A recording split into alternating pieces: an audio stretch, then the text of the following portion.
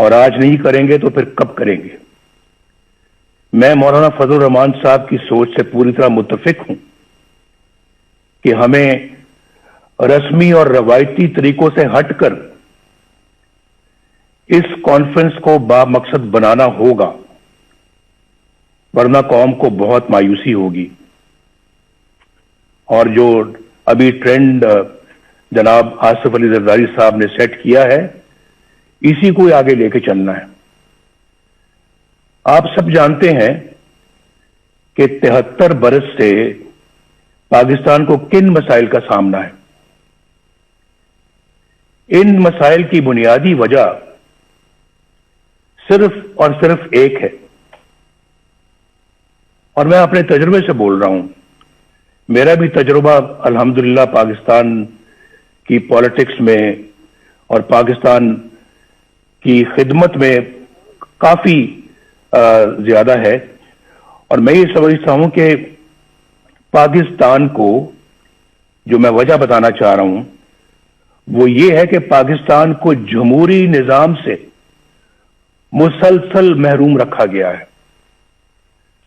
جمہوریت کی روح عوام کی رائے ہوتی ہے، یعنی ملک کا انتظام وہ لوگ چلائیں جنہیں عوام اپنے ووٹوں کی اکثریت سے یہ حق دیں، اور ہمارے آئین کی ابتدا بھی انہی الفاظ سے ہوتی ہے کہ اللہ تعالیٰ ہی کائنات کا حاکم مطلق ہے، جس کا کوئی شریک نہیں۔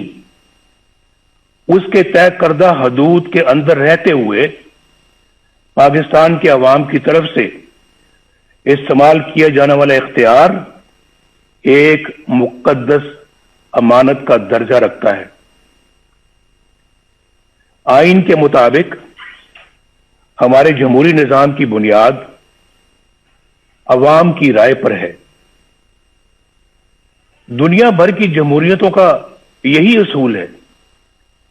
جب جمہوریت کی اس بنیاد پر ضرب لگتی ہے اور ووٹ کی عزت کو پامال کر دیا جاتا ہے تو سارا جمہوری عمل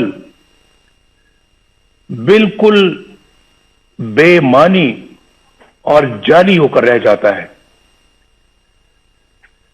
جب عوام کے مقدس امانت میں خیانت کی جاتی ہے اور انتخابی عمل سے پہلے یہ طے کر دیا جاتا ہے کہ کس کو جتانا ہے اور کس کو ہروانا ہے،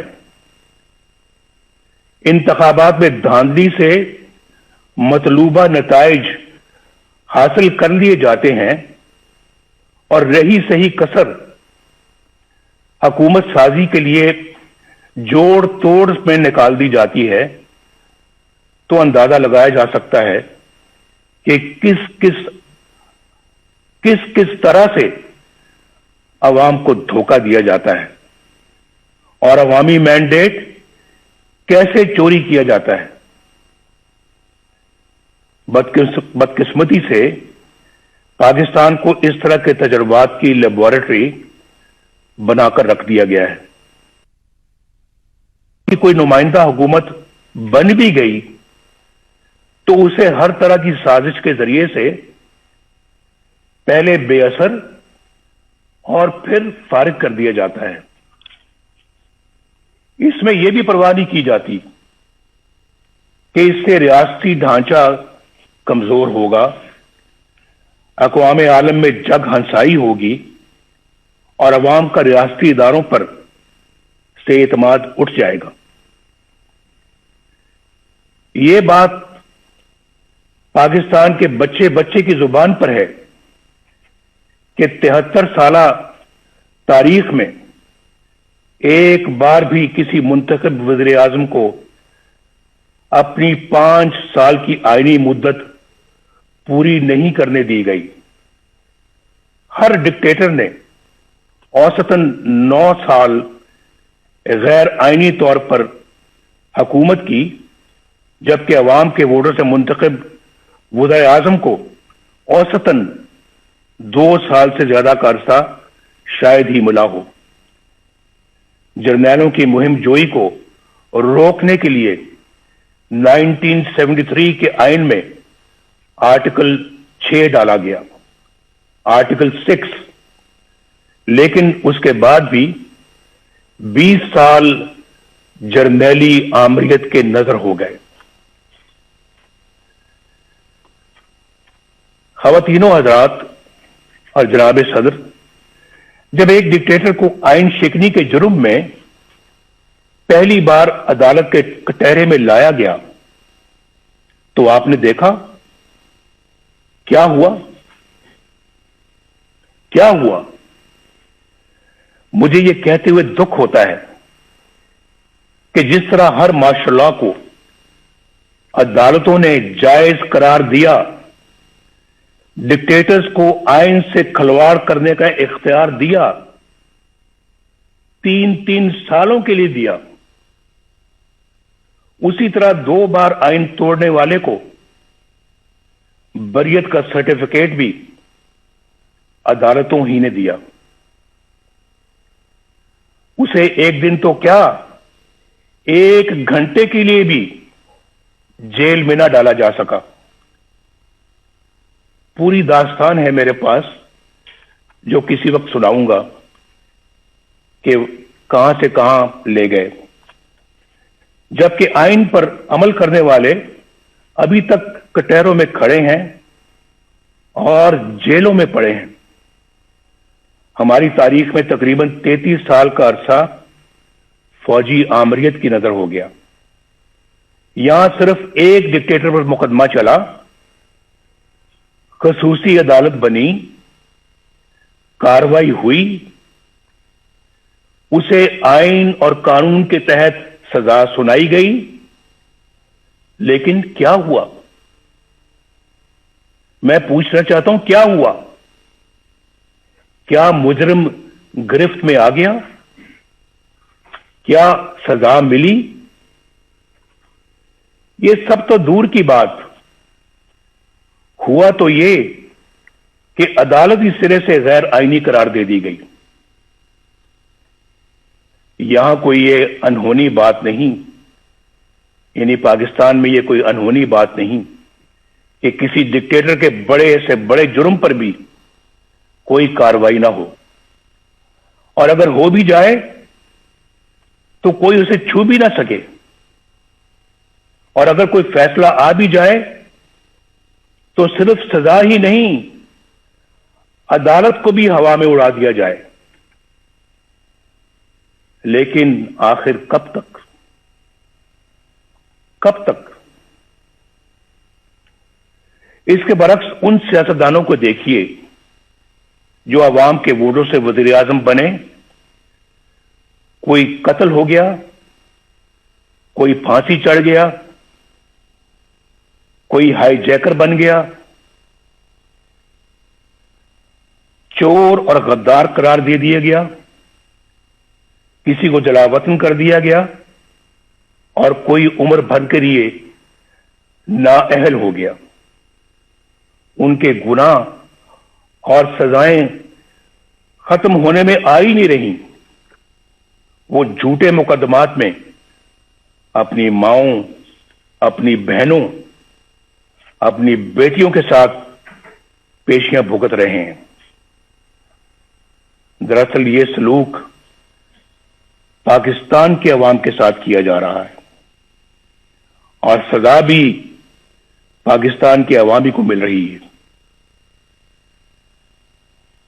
آپ میں سے اکثر کو حکومت کا بھی تجربہ ہے، آپ جانتے ہیں کہ عوام کی حمایت سے کوئی جمہوری حکومت بن جائے تو کس طرح اس کے ہاتھ پاؤں باندھ دیے جاتے ہیں، اور کس طرح عوامی نمائندوں کی تذلیل اور تحقیر ہوتی ہے، کس طرح کردار کشی کا ایک منظم سلسلہ شروع ہو جاتا ہے، کس طرح قومی مفاد کے خلاف کسی سرگرمی کی نشاندہی کرنے پر انہیں ملک دشمن اور غدار قرار دے دیا جاتا ہے۔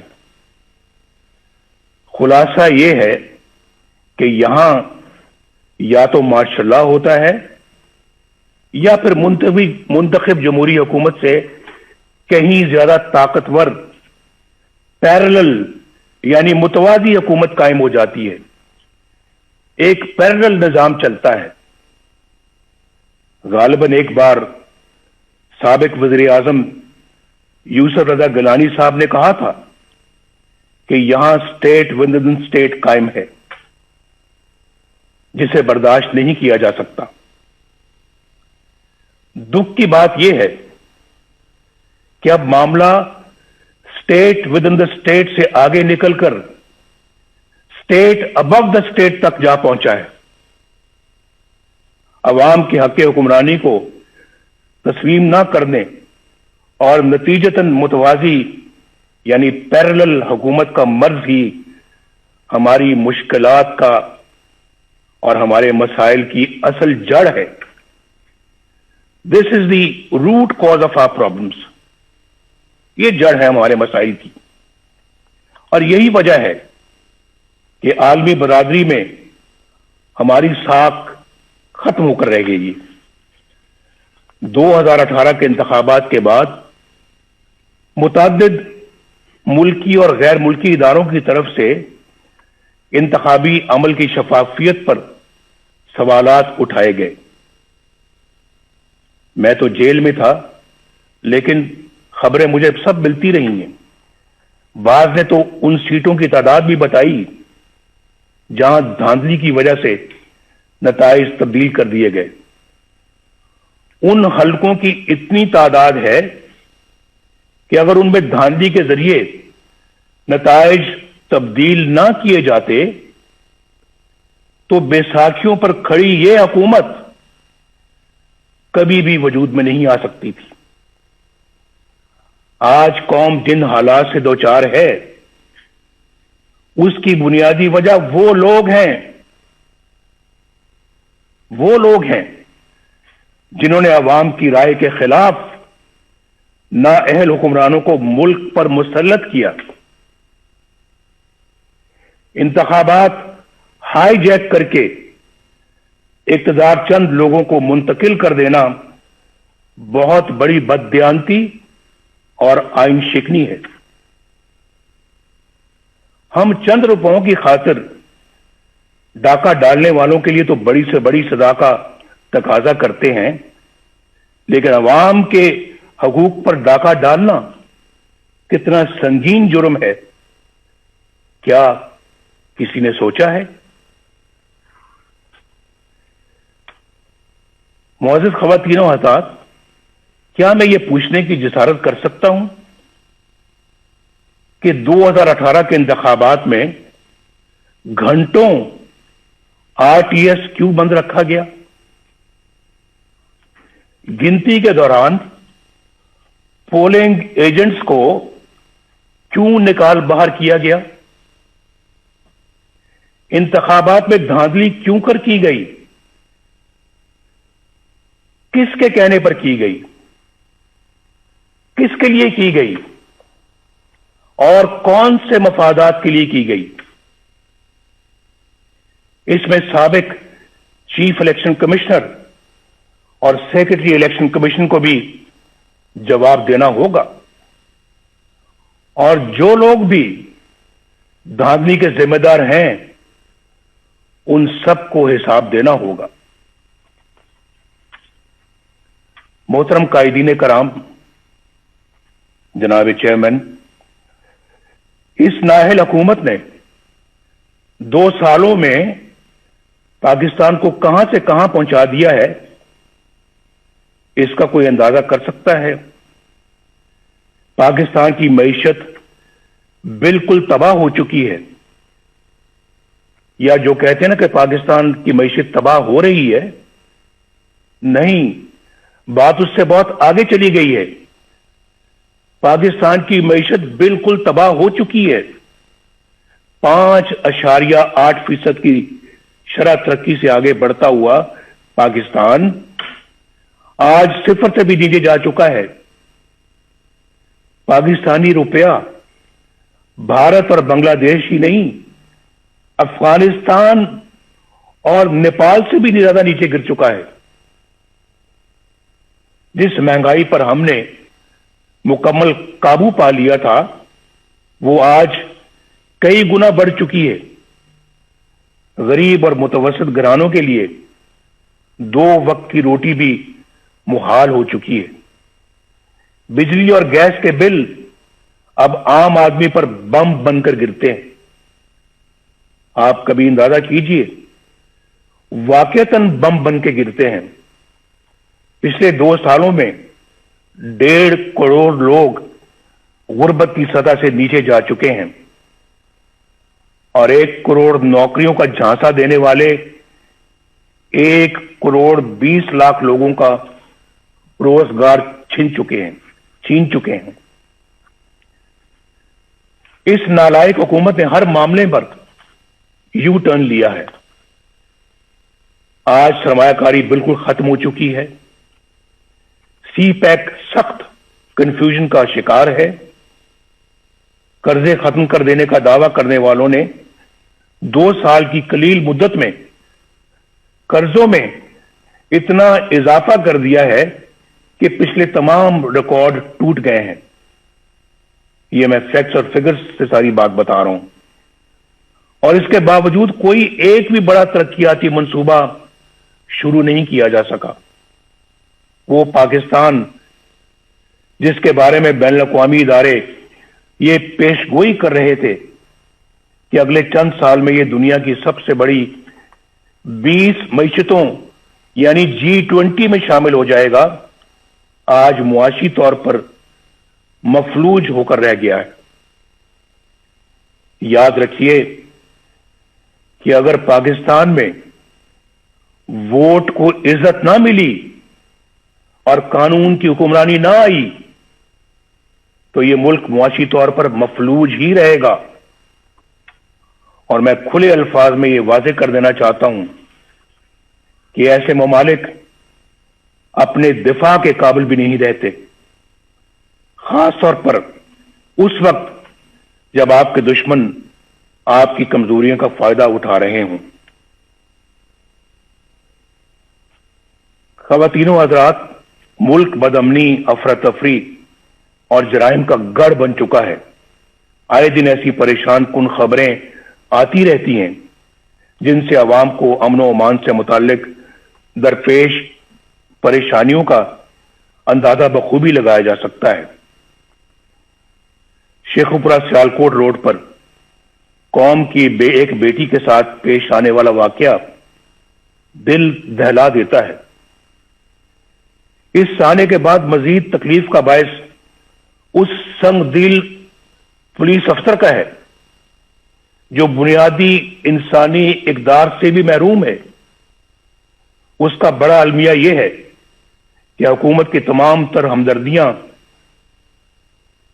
قوم کی بیٹی کے بجائے اپنے چہیتے پولیس افسر کے ساتھ ہے۔ جناب چیئرمین، پاکستان آبادی کے لحاظ سے دنیا کا 6واں بڑا ملک ہے، جغرافیائی اعتبار سے بھی انتہائی اہم ہے۔ پاکستان کی خارجہ پالیسی بنانے کا اختیار عوامی نمائندوں کے پاس ہونا چاہیے۔ ہماری خارجہ پالیسی عوامی امنگوں اور ملکی مفادات سے ہرگز متصادم نہیں ہونی چاہیے۔ کھربوں روپے کے نقصان اور ہزاروں جانیں قربان کرنے کے باوجود ہم کبھی فیٹف اور کبھی کسی اور کٹہرے میں کھڑے شرمناک صفائیاں پیش کر رہے ہوتے ہیں۔ جب کشمیر کا نام زبان پر آتا ہے تو 73 سال سے دی جانے والی قربانیاں آنکھوں کے سامنے آ جاتی ہیں۔ کشمیری عوام پر مظالم کا سلسلہ تو کئی سالوں سے جاری ہے، مگر کشمیر کو ہڑپ کرنے کا حوصلہ آج تک کسی کا نہیں ہوا۔ اب بھارت نے ایک غیر نمائندہ اور غیر مقبول اور کٹ پتلی پاکستانی حکومت دیکھ کر کشمیر کو اپنا حصہ بنا لیا ہے، اور ہم احتجاج بھی نہ کر سکے۔ دنیا تو کیا اپنے دوستوں کی حمایت بھی نہ حاصل کر سکے۔ آخر ایسا کیوں ہے؟ क्यों हुआ ऐसे? क्यों हम आलमी तन्हाई का शिकार हो गए? क्यों आज हमारी बात दुनिया सुनने के लिए तैयार नहीं है? क्यों हमारे दरीना और शाना बशाना खड़े होने वाले साथी ममालिक क्यों हमसे दूर हो गए? शाह महमूद कुरैशी ने किस मंसूबे के तहत वो बयानात दिए जिनसे हमारे बेहतरीन दोस्त सऊदी अरब की दिलशिकनी हुई? पाकिस्तान को अपने दोस्त ममालिक की दिलदारी से एतराज करना चाहिए। ओआईसी एक अहम अदारा है जिसकी अफादियत तयशुदा है। पाकिस्तान ओआईसी के बानी ममालिक में शुमार होता है। पाकिस्तान को दीगर ममालिक के साथ मिलकर ओआईसी को मजबूत करना चाहिए। हमें सोचना चाहिए कि क्यों हमारे इंतहाई करीबी ममालिक भी आज हम पर एतमाद करना छोड़ गए। ये बहुत जो है ये फिक्र की बात है, लम्हा फिक्रिया है हमारे लिए। इस पे जरूर गौर होना चाहिए। लेकिन क्या इस तरह की हुकूमत होगी तो फिर यही कुछ होगा और आपकी खारजा पॉलिसी को बच्चों का खेल बना के रख दिया गया है। ख़वातीन और हज़रात, वक्त आ गया है कि इन तमाम सवालों के जवाब लिए जाएं। अगर इस कॉन्फ्रेंस में पीपल्स पार्टी से ताल्लुक रखने वाले दो वज़ीर आज़म जनाब यूसुफ रज़ा गिलानी और जनाब राजा परवेज अशरफ साहब मौजूद हैं, तो वो अच्छी तरह जानते हैं कि सिविल हुकूमत के गिर्द किस तरह के शिकंजे कस दिए जाते हैं, किस तरह ऐसी कार्रवाइयां हो जाती हैं जिनका वज़ीर आज़म को इल्म ही नहीं होता। खुद मोहतरम जरदारी साहब को भी इसका इल्म है कि ना वज़ीर आज़म को ना सदर को इल्म होता है और फिर उन कार्रवाइयों की भारी कीमत रियासत को अदा करनी पड़ती है। 4 साल पहले अक्टूबर 2016 में कौमी सलामती के अमूर पर बहस के दौरान जब तवज्जो दिलाई गई कि हमारे दोस्तों समेत दुनिया भर के ममालिक को हमसे शिकायत है और हमें अपना एहतसाब खुद करते हुए ऐसे इकदाम करने चाहिए कि दुनिया हमारी तरफ उंगलियां ना उठाए, तो उसे डॉन लीक्स बना दिया गया। एजेंसियों के एहलकारों पर मुश्तमिल जेआईटी बनी। अंदाजा कीजिए, जेआईटी बनी। सबूत तो किसी के खिलाफ कुछ ना था, लेकिन प्रोपेगेंडा मशीनों के हाथों हमें और मुझे भी गद्दार और मुल्क दुश्मन ठहरा दिया गया। वज़ीर आज़म के अहकामात को एक मातहत इदारे के एहलकार की तरफ से की गई ट्वीट में रिजेक्टेड यानी मुस्तरद का टाइटल अता कर दिया गया। आपको सब याद होगा। सी पैक को नाकाम बनाने का सिलसिला 2014 में उस वक्त शुरू हुआ जब धरनों के जरिए चीन के मुअज़्ज़िज़ सदर का दौरा मुलतवी करवा दिया गया। चीन हमारा दरीना और मुखलिस दोस्त है जो पाकिस्तान के साथ हर मौके पर शाना बशाना खड़ा रहा। पाकिस्तान और चीन के ताल्लुकात मजीद मुस्तहकम करने में और सी पैक के हवाले से सदर शी जिनपिंग का किरदार काबिल तारीफ है। सी पैक का यह अजीम मंसूबा हुकूमत की उसी नाअहली की नजर हो रहा है जो जिंदगी के हर शोबे में नजर आ रही है।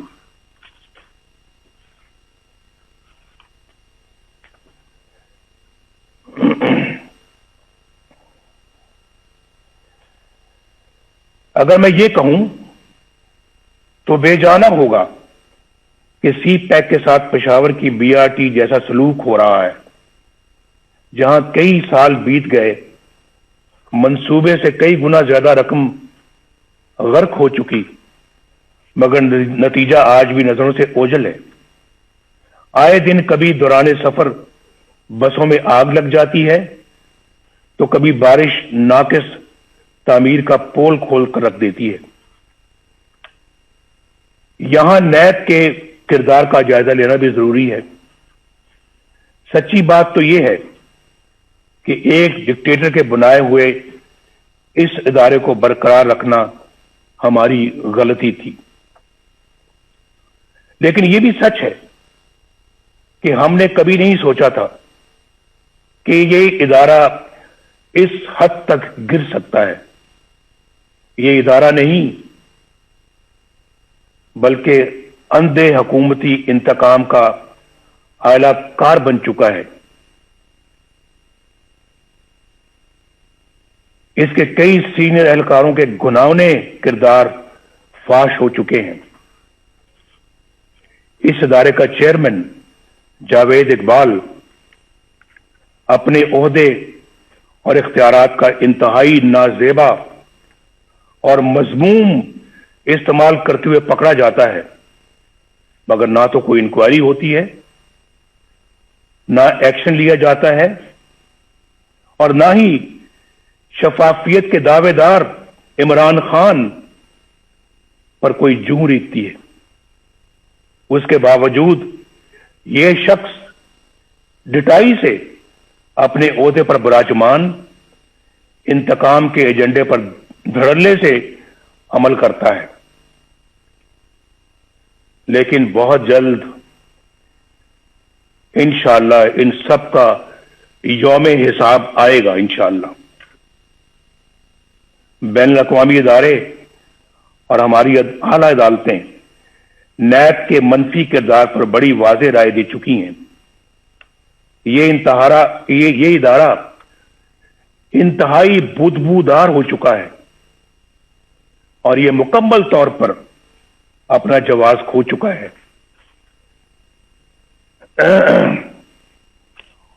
اپوزیشن کے لوگ اس کا نشانہ بنے ہوئے ہیں، جو اپنے گھر کی خواتین کے ساتھ نیب کے دفتروں، عدالتوں اور جیلوں میں رل رہے ہیں۔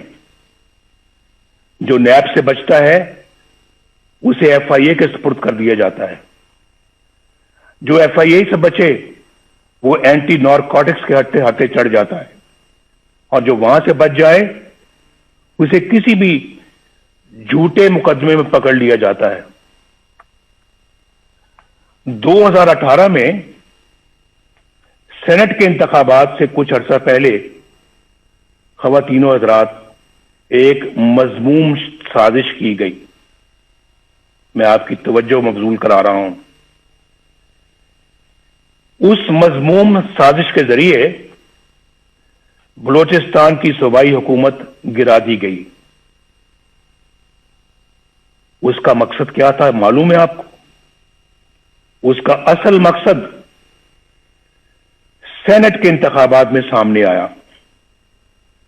اس سازش کے کرداروں میں لیفٹیننٹ جنرل عاصم سلیم باجوہ، جو اس وقت وہاں کے کور کمانڈر تھے، سدرن کمانڈ کے کمانڈر تھے، ان کا نام بھی آتا ہے۔ یہ وہی جنرل عاصم سلیم باجوہ ہیں جن کے خاندان کی بے پناہ دولت اور دنیا بھر میں پھیلے ہوئے اثاثوں کی تفصیلات پوری قوم کے سامنے آ چکی ہیں۔ ان حقائق کو نہ صرف چھپایا گیا بلکہ مبینہ طور پر ایس سی پی کے سرکاری ریکارڈ میں رد و بدل بھی کی گئی۔ 15-20 سال کے عرصے میں اربوں روپے کے یہ اثاثے کہاں سے بن گئے، یہ پوچھنے کی کسی کی مجال نہیں۔ میڈیا پر خاموشی چھا گئی۔ نہ نیب حرکت میں آئی، نہ کسی عدالت نے نوٹس لیا، نہ کوئی جے آئی ٹی بنی، اور نہ کوئی ریفرنس دائر ہوا، نہ کوئی مانیٹرنگ جج بیٹھا، نہ کوئی پیشی ہوئی، نہ کوئی سزا۔ اندازہ لگائیے باپ، احتساب کا نعرہ لگانے اور این آر او نہ دینے کے بڑے بڑے دعوے کرنے والا عمران خان، انہوں نے بھی اس احساسوں کے ذرائع پوچھنے کی ضرورت تک نہ کی، بلکہ ایک پل میں انہیں ایمانداری کا سرٹیفکیٹ